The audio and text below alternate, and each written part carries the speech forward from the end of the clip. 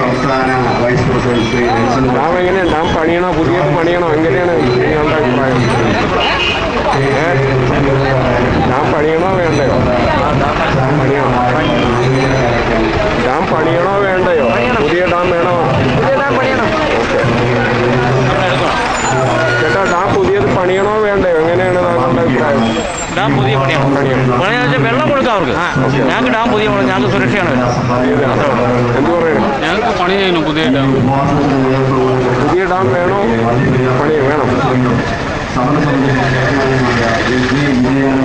ചേട്ടാ, പുതിയ ഡാം വേണോ വേണ്ടയോ? പണിയണോ വേണ്ടയോ?